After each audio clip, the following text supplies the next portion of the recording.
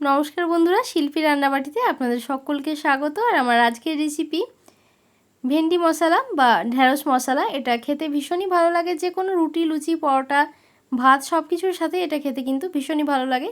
তাই অবশ্যই এইভাবে একবার বানিয়ে দেখতে পারেন। তো চলুন ঝটপট রেসিপিটা দেখে নেওয়া যাক। আর চ্যানেলের নতুন বন্ধু হয়ে থাকলে চ্যানেলটা সাবস্ক্রাইব করার অনুরোধ রইল। এর জন্য এখানে আমি 150 গ্রাম ঢেঁড়স ভালোভাবে ধুয়ে জলটা একটু ঝরিয়ে তারপর এইভাবে লম্বা লম্বা টুকরো করে কেটে নিয়েছি।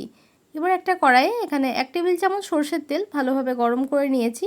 এবার ঢেঁড়সটা দিয়ে ভালোভাবে মিশিয়ে নিচ্ছি। দিয়ে দিলাম হাফ চা চামচ লবণ আর হাফ চা চামচ হলুদ গুঁড়ো। এবার ভালোভাবে একটু ভেজে নিতে হবে। আর ঢেঁড়স সবসময় ধুয়ে তারপর কাটবেন, কাটার পর কিন্তু আর ধোবেন না। আর ঢেঁড়স ধুয়ে নেওয়ার পর যদি হালকা মুছে নেওয়া হয় বা জলটা যদি ঝরিয়ে নেওয়া হয়, তাহলে ঢেঁড়সের যে স্লিপারি ভাবটা থাকে সেটা অনেকটাই কমে যায়। দেখুন ভালোভাবে একটু ভেজে নিচ্ছি। এইভাবে ভেজে রান্না করলে সবজির স্বাদ ভীষণই ভালো হয়। দেখুন মিডিয়াম ফ্লেমে ঢেঁড়সটা ভালোভাবে ভেজে নিয়েছি, পরিমাণেও কমে গেছে, কালারটা চেঞ্জ হয়ে গেছে। এবার তুলে রাখলাম। এবার আবারও ওই একই কড়াইতে দিয়ে দিলাম 2 টেবিল চামচ সরষের তেল। তেল ভালোভাবে গরম হয়ে গেছে। দিয়ে দিলাম হাফ চা চামচ গোটা জিরে আর 3টে চিড়ে নেওয়া কাঁচা লঙ্কা। ঝালটা নিজেদের ইচ্ছে মতো কম বা বেশি দেবেন। ফোড়নটাকে একটু 20 থেকে 30 সেকেন্ডের জন্য নাড়াচাড়া করে ভেজে নিলাম। এবার দিয়ে দিচ্ছি একটা মাঝারি সাইজের পেঁয়াজ কুচি। পেঁয়াজটা দিয়ে আবারও একটু নাড়াচাড়া করে ভেজে নেব।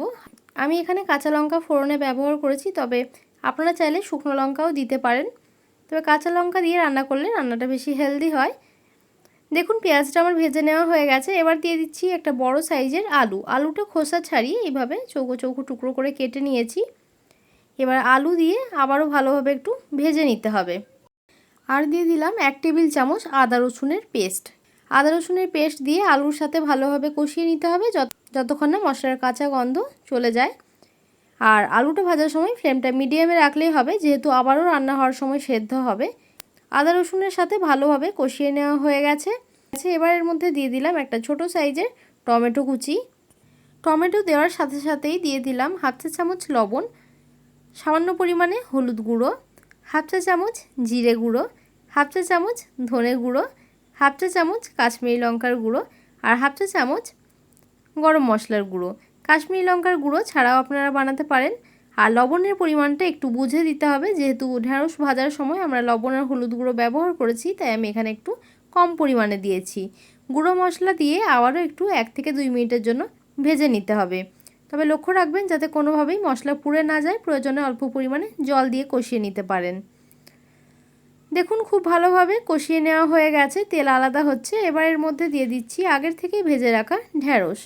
ঢেঁড়স দিয়ে আবারও 1 থেকে 2 মিনিটের জন্য একটুখানি কষিয়ে নেব।